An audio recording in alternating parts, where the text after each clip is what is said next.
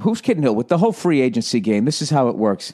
As a fan, everybody doesn't like it unless the free agent comes to their team. That's basically it. But at the end of the day, even when they do come to your team, in the back of your head, it's bullshit. Right? I mean, whatever. You're getting fucked over by your team. You want to go make some more money. Fine. But I'm talking when you're an elite fucking player and you go to pile on another fucking team. And I'm talking as a Celtics fan when we did that in, what was it, 08. The only thing that made it decent was that the Lakers had a bunch of free agents. So we met in the finals, and it was it was like the 80s in that those two teams were in the finals back-to-back years. But, I mean, it was bullshit. Like, I don't look at the 08 Celtics like it was a blur. We went from last place to first place. We won the fucking thing, and then we played them again next year in the finals.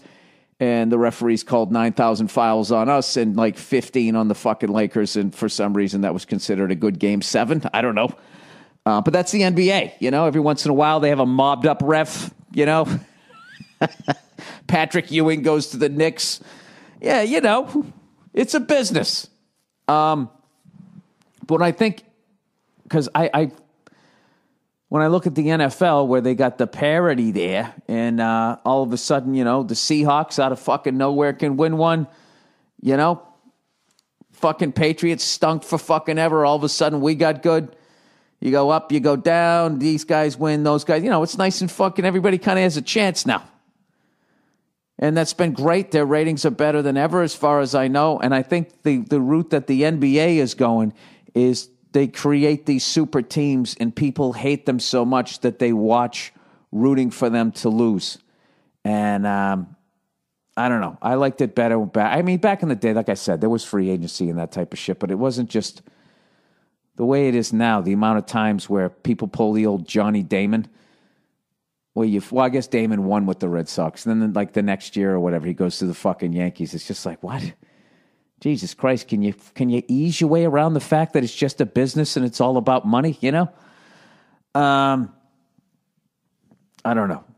I actually don't know how Kevin Durant really helps the Warriors in a way. They had their two guys that were the guys, and then he's coming in, and in a lot of ways, he's at least number 2, depending on what you think about the fucking honor roll student there. I don't know. I know people say they just want to win, but I think egos get hurt when, you used to get 25 points a game and now you're down to like 21 or 19. I don't know. We'll see what the fuck happens, but it sucked. I was really hoping he was going to stay in Oklahoma. I'm not going to lie to you. I was hoping that, after last year where they were up 3-1, that they were going to in the offseason be like, you know what the fuck happened? We don't know how to win. We don't know how to close somebody out. And what I loved about watching the Warriors come back against Oklahoma, as much as I was rooting for Oklahoma, is you got to watch a championship team.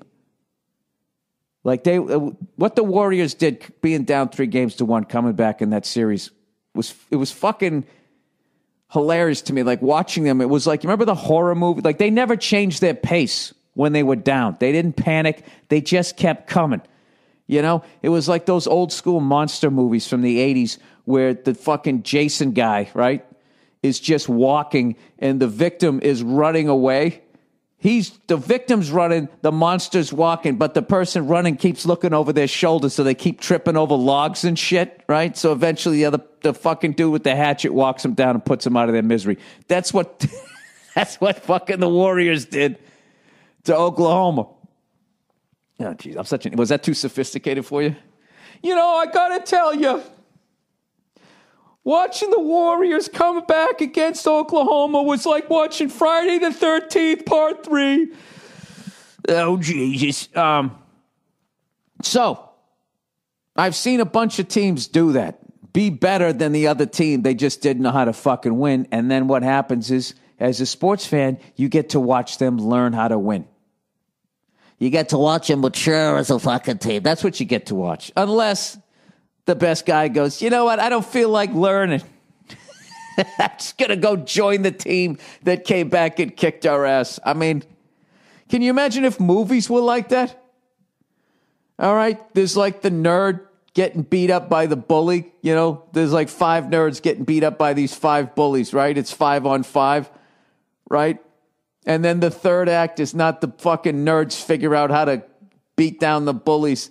One of the nerds joins the other bullies and then helps them go back and beat up all his friends. I mean, granted, I guess that'd kind of be funny if you're a sick fuck like me, but at the end of the day, that kind of movie is that? Well, maybe Act 2 is that he goes to fucking Golden State, and then Act 3 is he comes back and he has one of those LeBron James type movies. I don't fucking know. All I know is that, I kind of got back into the NBA this year. I started watching the Celtics and that type of shit, and there was a great rivalry out west, and now it's no more. Did you hear what Charles Barkley? Oh, that's a great Boston name. Dude, fucking Charles Barkley said fucking Kevin Durant's a cheater.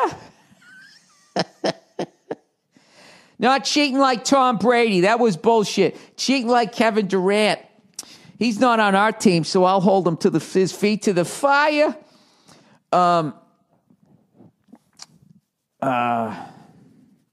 cheating like Jim Irsay. He said that, he's trying to cheat his way to a championship. He used the wrong word, but I understand what he's saying. He left the nerd table. He's going to the bully table, and then he's going to come back and beat up the nerds. They'd be like, oh, look at me. I'm a tough guy over here. Isn't it amazing how much taller Kevin Durant is than me, and I'm still giving him shit? That's the wonderful thing about podcasting, is you can fucking talk shit within the safety of your own living room. Congratulations to Kevin Durant on your next on your first championship ring. You know, I want to put together a stand-up tour like that. You know what I mean?